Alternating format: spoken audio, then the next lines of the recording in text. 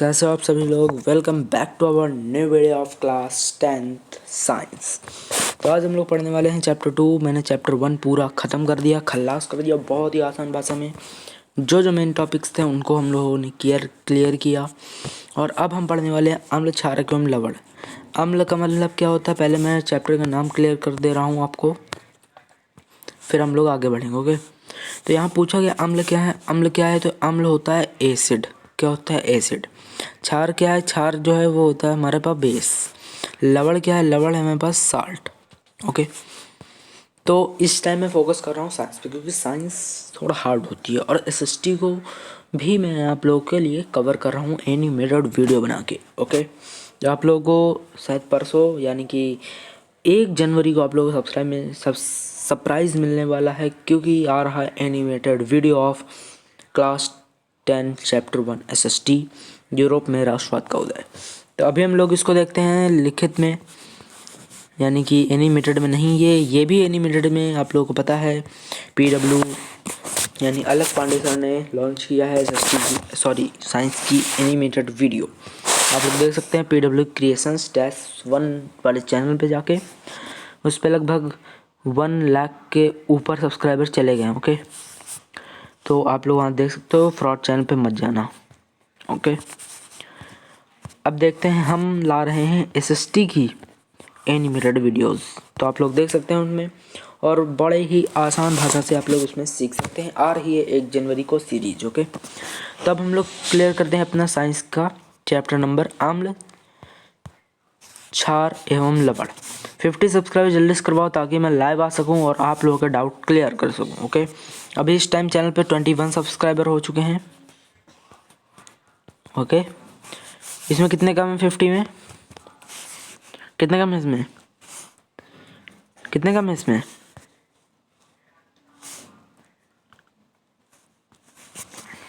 Okay, क्या सही है। 21 में अगर हम माइनस करें 50 तो क्या सही आता है। ये 21 का 9 और 4 में 2 गए 2, 21 9 सॉरी। ओके, तो इतने आप लोग अभी सब्सक्राइबर करवाने हैं, यानी 29 लोग सब्सक्राइब करो, ताकि मैं लाइव आ सकूँ और आप लोगों के डाउट क्लियर कर सकूँ। तो चलते हैं अपने चैप्टर की ओर। ओके, तो बढ़ते हैं अपने चैप्टर की ओर। ये भी मेरे हिसाब से 4 पार्ट्स में कवर हो जाएगा। वो भी 4 पार्ट्स कितने मिनट्स के होते हैं, 20 मिनट्स के होते हैं। यानी कितने मिनट्स हो गए, 4 2 8 यानी 80 मिनट्स, यानी कि 1 आवर 30 मिनट में कवर हो जाएगा ये वाला चैप्टर भी। आप लोग ज़्यादा नहीं लगेगा, डेली अगर बने रहोगे इस चैनल के साथ। चलो बढ़ते हैं। आपने पिछली कक्षाओं में अध्ययन किया होगा कि भोजन का खट्टा एवं कड़वा स्वाद भोजन में विद्यमान क्रमशः अम्ल एवं क्षार के कारण होता है। तुमने देखा होगा कभी कभी मूली जो है वो कड़वी लगती है, राइट। कभी तुम लोग के मुंह में साबुन चला जाता होगा तो वो कैसा लगता है, वो भी कड़वा लगता है। नींबू अगर तुम लोग खा लेते हो तो वो खट्टा लगता है। कोई संतरा भी खट्टा होता है। ओके, यानी खट्टी चीज़ें हमारे पास कैसी होती हैं आगे आप लोग पता चलेगा, और जो कड़वी चीज़ें होती हैं वो क्या होती हैं, और ये लवण कैसे बनता है वो पता चलेगा आप लोगों को, गांधी जी वाली प्रक्रिया से नहीं, साइंस की प्रक्रिया से। ओके, तो चलते हैं पढ़ते हैं। भोजन विद्यमान क्रमशः अम्ल एवं क्षार के कारण, यानी अम्ल होगा और क्षार होगा तभी आप लोगों को भोजन खट्टा या कड़वा लगता है। ओके, आगे देखते हैं। यदि आपके परिवार का कोई सदस्य अत्यधिक भोजन करने के कारण अम्लता से पीड़ित है तो आप कौन सा उपचार सुझाएंगे। मान लो अगर तुम्हारे पेट में दर्द होने लगे तो आप लोग क्या सुझाव उसको देंगे। आप लोग ये कहेंगे दवाई खा लो। आज के ज़माने में सीधा बोल दिया जाए दवाई खाने लो। अब दवाई में भी या तो उसमें अम्ल से वो दवाई होगी बनी होगी, या तो क्षार से बनी होगी, यानी कि अभी आगे आप लोगों को पता चलेगा। देखते हैं, देखो यहाँ कह रहा है नींबू देंगे, या तो आप या तो सिरका देंगे या तो बेकिंग सोडा देंगे। तो नींबू हमारा खट्टा होता है, राइट। नींबू हमारे पास खट्टा होता है, और खट्टी चीज़ें क्या होती हैं, खट्टी चीज़ें हमारे पास जो होती हैं वो होती हैं अम्ल। खट्टी चीज़ें हमारे पास होती हैं। ओके, अब देखते हैं हम लोग आगे। यानी कि क्या बात हुई कि अगर आप के परिवार में अम्लता से कोई पीड़ित है तो उसको आप नींबू देंगे। नींबू कैसा होता है, खट्टा होता है। और जो खट्टा पदार्थ होता है वो होता है हमारे पास अम्ल। क्या होता है? अम्ल। यानी वो जो दवाई बनी होगी वो अम्ल से बनी होगी, जो हमारे लिए नुकसान न करें। जितना हमारे पास उपयोगी चीज़ है, जैसे मेरा मतलब हम लोग का जैसे किसी को आप पेट दर्द हो रहा है, आप लोग उसको देंगे तो वो जो पेट दर्द है वो ख़त्म हो जाए, ऐसा वो दवाई को बनाया गया है। नहीं तो आप लोग बैटरी का पानी पी लें, यानी बैटरी का तेजाब पी लें, तो आप लोगों का पेट जल जाएगा, आप लोग शायद टाटा फिश भी हो सकते हो। ओके ओके, आगे बढ़ते हैं। यहाँ पे एक पॉइंट दिया गया है, उपचार बताते समय आप किस गुणधर्म का ध्यान रखेंगे, हमें ये बताना है। किस गुणधर्म का ध्यान रखेंगे? हम इस गुणधर्म का ध्यान रखेंगे कि हमें क्या देना है, अम्ल देना है या क्षार देना है। मतलब उस प्रॉब्लम के लिए हम क्या सही रहेगा देना, इसका ध्यान रखेंगे। आप जानते हैं, क्या आप जानते हैं कि अम्ल एवं क्षार एक दूसरे के प्रभाव को समाप्त करते हैं? समझे? अम्ल एवं क्षार एक दूसरे के प्रभाव को समाप्त करते हैं। तो अब यहाँ से देखो, आगे पढ़ने से पता चला ना हम लोगों ने गलत सीखा। यहाँ अगर अम्लता से पीड़ित है, इसका मतलब हमें क्षार देना होगा। क्या देना होगा? क्षार। पर यहाँ पे ये जो लिखे हैं, ये क्या लिखे हैं? वो पूछा इनमें से आप क्या दोगे? नींबू पानी तो दोगे नहीं भैया, नींबू पानी खट्टा होता है, यानी वो अम्ल में चला जाएगा। सिरका, सिरका दे सकते हो कि नहीं दे सकते हो? आगे पढ़ के हमें और पता चलेगा। देखो, आपने अवश्य इसी जानकारी का उपयोग किया होगा। याद कीजिए कि कैसे हमने बिना स्वाद चखे खट्टे एवं कड़वे पदार्थों की जांच की थी। हमने कब किया यार? चलो पढ़ते हैं। आप जानते हैं कि अम्लों का स्वाद खट्टा होता है। देखो, अब यहाँ से तुम्हें मार्क करना है। कहाँ से? आप जानते हैं कि अम्लों का स्वाद खट्टा होता है तथा नीले लिटमस पेपर को लाल कर देते हैं। यहाँ तक आप लोग करने हैं। फिर आप लोगों को यहाँ से करना है, क्षारकों का स्वाद कड़वा होता है या लाल लिटमस पत्र को नीला कर देता है। ठीक, यहाँ तक आप लोगों ने कर लिया, मार्क कर लेना। अब आगे देखते हैं। लिटमस जो है एक प्राकृतिक सूचक है। कैसा सूचक है? प्राकृतिक सूचक है। ओके, इसी प्रकार हल्दी जो है, हल्दी भी एक प्राकृतिक सूचक है, क्योंकि हल्दी हमें पेड़ पौधों से प्राप्त होती है ना। क्या आपने कभी ध्यान दिया कि जो सफ़ेद कपड़ा होता है, श्वेत कपड़ा होता है, उस पर अगर तुम्हारा सब्जी का दाग लग जाए तो पीला होता है, राइट? पीला होता है सब्जी का दाग। जब क्षारकीय प्रकृति वाला साबुन रगड़ते हैं तो धब्बे का रंग भूरा लाल हो जाता है। कैसा हो जाता है? भूरा लाल का मतलब समझ नहीं आया सर जी। भूरा लाल का मतलब होता है ये, मान लो ये लाल कलर है, और भूरा कहाँ है? भूरा कहाँ है? हाँ, भूरा ये है, और भूरा हल्का ऐसा कलर बन जाता है, भूरा लाल। ठीक, मतलब ऐसा लगेगा कि हाँ ये कुछ तो है, पता नहीं क्या है। ठीक, आगे देखते हैं। लेकिन कपड़े को अत्यधिक दल से धोने के पश्चात वह फिर से पीले रंग का हो जाता है। मतलब पहले जो पीला रहेगा, उसको रगड़ोगे, थोड़ा साबुन अगर उसमें लगा दोगे तो वो हल्का लाल और भूरा हो जाएगा। लेकिन अगर ज़्यादा रगड़ोगे तो वापस से वो उसी कलर में आ जाएगा, यानी पीले में आ जाएगा। ठीक, आगे देखते हैं। अम्ल एवं क्षार की जांच के लिए आप संश्लेषित सूचक जो है मेथिल ऑरेंज एवं फिनोप्थलीन का भी प्रयोग कर सकते हैं। अब यहाँ पे एक पॉइंट डालो पेज में। क्या पॉइंट डालोगे? पॉइंट ये डालोगे कि जो हमारे पास जो संश्लेषित सूचक होते हैं वो कौन कौन से होते हैं। पहला मेथिल ऑरेंज, दूसरा फिनोप्थलीन। ओके, आगे देखते हैं। इस अध्याय में हम अम्ल एवं क्षार की अपक्रिया के बारे में अध्ययन करेंगे। हमें जानकारी प्राप्त होगी कि अम्ल एवं क्षारक कैसे एक दूसरे के प्रभाव को समाप्त कर देते हैं। साथ ही दैनिक जीवन में पाई जाने वाली तथा उपयोगी आने वाली बहुत सी रोचक वस्तुओं के बारे में भी हम अध्ययन करेंगे। तो देखते हैं भाई, अब ये लिटमस विलियन क्या होता है? व्हाट इज लिटमस विलियन? ओके, चलो देखते हैं चलो। लिटमस विलियन बैगनी रंग का रंजक होता है, तो हम बना लेते हैं बैगनी रंग का रंजक। ठीक, कहाँ बनाया जाए? इसको एक सेकंड, इसको नीचे कर दो, हाँ इतने में रखो। और हम किए दे रहे हैं इसको वाइट। क्या किए दे रहे हैं? इसको हम किए दे रहे हैं वाइट। ओके, राइट, बढ़िया है।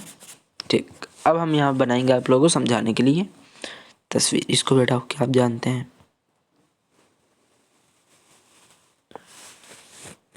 ठीक, ओके। ठीक है। हाँ चलो आते हैं, अब इसको हम रखते हैं इधर। अब देखो हम रखते हैं ग्रीन कलर। ओके, लिटमस बैंगनी रंग का रंजक होता है। कैसा रंजक होता है? बैंगनी रंग का रंजक होता है। ठीक, जो लिटमस होता है वो बैंगनी रंग का रंजक होता है, मतलब एक प्रकार बैंगनी रंग का होता है। हमारे पास जो लिटमस होता है जब प्राप्त होता है तो कैसा रहता है? बैंगनी रंग का रहता है। कैसा रहता है? बैंगनी रंग का रहता है। ठीक, बैंगनी रंग का रहता है, बैंगनी रंग का। ठीक, ये हमारे पास बैंगनी रंग का रंजक है। ओके, ये हमारे पास क्या है? बैंगनी रंग का रंजक।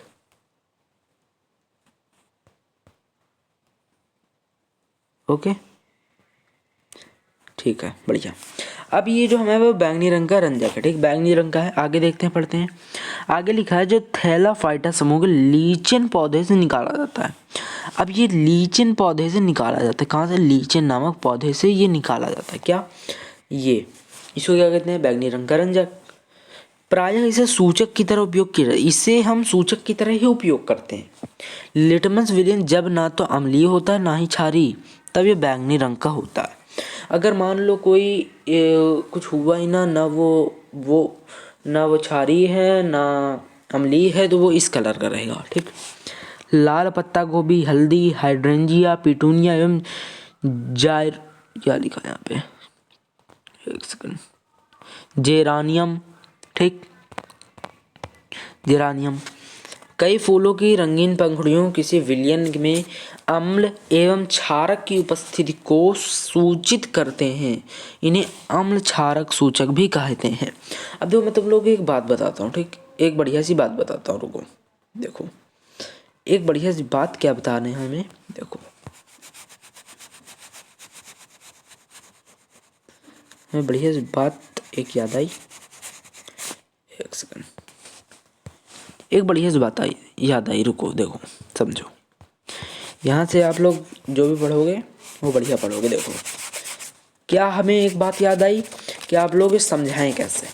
बहुत ही आसान भाषा में इसको समझाने के लिए एक बढ़िया सा एग्जाम्पल है मेरे पास। पहले इस स्क्रीन को वाइट हो जाने देते हैं, फिर हम लोग पढ़ते हैं। ओके, आप लोगों को बिल्कुल रट जाएगा लीचेन क्या है, लीचेन नामक पौधा क्या है, और बहुत सारी चीज़ें क्या हैं वो भी मैं आप लोगों को बता दूंगा। ये लाल क्या होता है, नीला क्या होता है, लिटमस पेपर आप लोगों के सब कहाँ मिलेगा। ओके, देखो अब हम बात करते हैं एक, देखो पहले हम समझ लेते हैं। देखो अगर मैं कहूँ कि एक लीचेन नामक पौधा होता है, लीचेन नामक पौधा होता है जो एक थीलाफाइटा,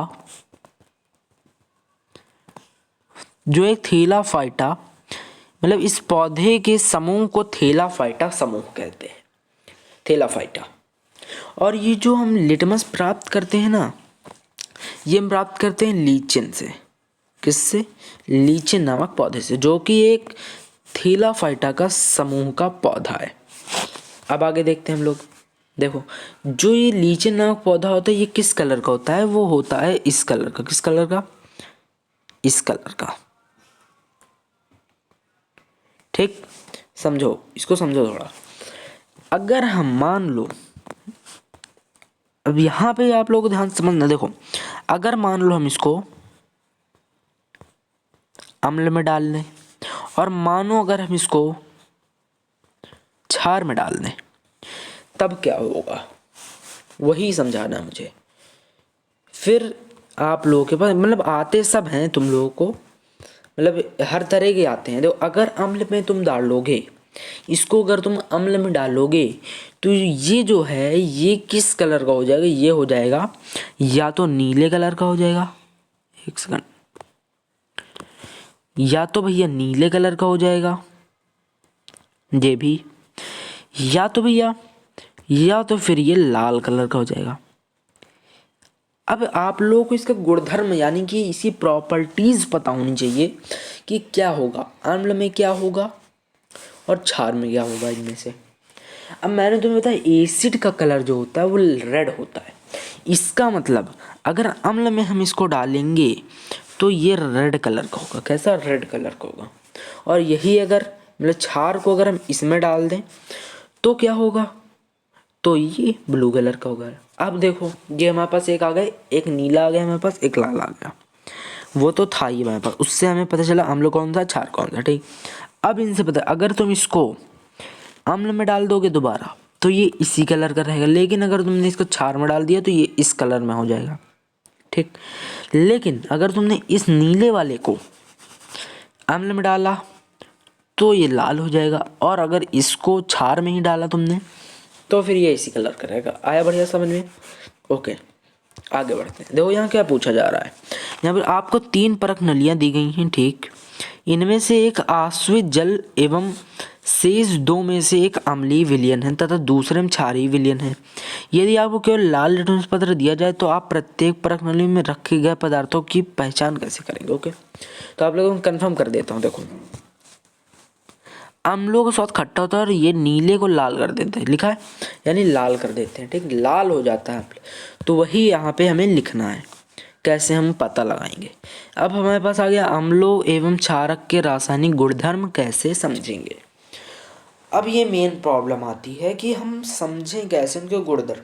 ये NaCl कब बनता है, हाइड्रोजन कब बनता है, हाइड्रोक्साइड कब बनता है, यही माथापच्ची कर देते हैं अपन की। तो हमें सबसे पहले समझना होगा एक क्रियाकलाप, जो कि हम नहीं समझेंगे, क्योंकि यहाँ बताया जाएगा कि आप लोग कैसे पहचानोगे विलयन का नमूना। ठीक, ये सब आप लोग कर सकते हो, तो ये आप लोग पढ़ लेना खुद से, मैं नहीं पढ़ा रहा हूँ इसको। आगे देखते हैं। यहाँ पे हाँ एक चीज़ आप लोगों को मिलेगी, जैसे यहाँ लिखा है रंग में परिवर्तन के द्वारा ये सूचक हमें बताते हैं कि कौन सा पदार्थ अम्ल है या क्षार है। इन्हें ही हमें 2 तरीकों से पता चलता है कि क्या है क्या नहीं। या तो भैया रंग में परिवर्तन हो जाएगा, जैसे मैंने अभी बताया, या तो तुम गंध से पहचान सकते हो। अब गंध कैसे पहचानेंगे? देखो, कुछ ऐसे पदार्थ जो होते हैं जिनकी गंध अम्लीय क्षारीय माध्यम में भिन्न हो जाती है, इन्हें गंधी सूचक कहते हैं। समझ गए? अब तुम इसको पढ़ लेना, यहीं पे गंध ये सूचक के बारे में बताया गया है। आगे देखते हैं। अब हम लोग पढ़ेंगे इनकी अभिक्रिया, यानी अम्ल की और धातु क्षारक की धातु के साथ यानी मेटल के साथ अभिक्रिया यानी रिएक्शन। ठीक, तो यहाँ पे क्रियाकलाप दी गई है रिएक्शन की, हम इसको फिगर के माध्यम से समझेंगे।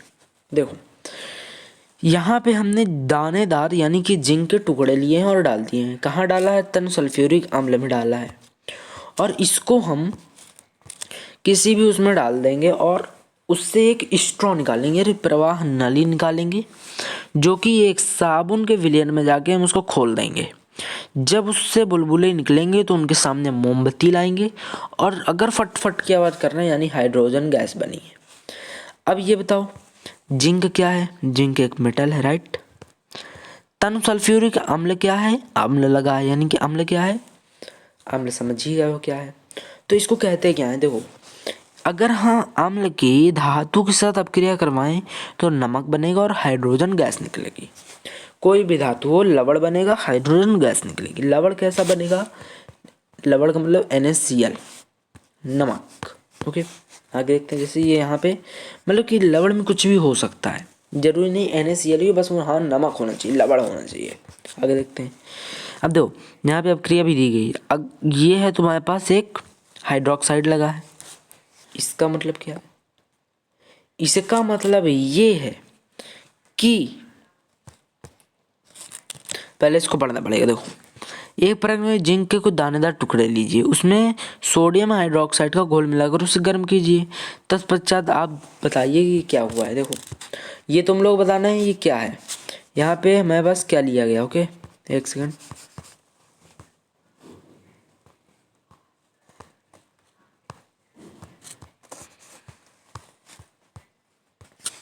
ओके, तो ये क्या है? या तो ये बेस होगा भैया, या तो ये एसिड होगा। ये तुम लोग बताना है इनमें से क्या है, नहीं तो कमेंट में मैं लिख के दे दूंगा। जिंक क्या है? जिंक एक मेटल है। इन दोनों के क्या नमक बना और ये हाइड्रोजन गैस निकली। अब देखते हैं। अब हमारे पास आता है धातु कार्बोनेट, धातु हाइड्रोजन कार्बोनेट की अम्ल के साथ अपक्रिया। तो हो चुके हैं 20 मिनट्स, तो ये सेशन होता है यहीं पे एंड। और कितना बचा है अभी आप लोग दिखा देते हैं। तो 22 पेज हैं, 5 पेज हमारे पढ़ चुके हैं। ओके, बट डोंट वरी, ये चैप्टर मैं गारंटेड कर रहा हूँ 5 वीडियोज़ में, अरे भाई ऊपर हो जाओ, गारंटेड बता रहा हूँ 5 वीडियोज़ में ख़त्म है 100%। और जो सब्जेक्ट के PDF हैं वो आप लोगों को डिस्क्रिप्शन के व्हाट्सएप चैनल के लिंक से डाउनलोड करने को मिल जाएंगे। ओके, लेकिन हाँ, इस चैप्टर के भी नहीं मिलेंगे।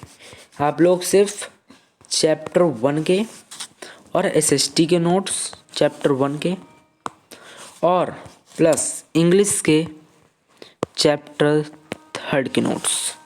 ओके, तो मिलते हैं अपने नेक्स्ट वीडियो में, तब तक के लिए बाय। और सब्सक्राइब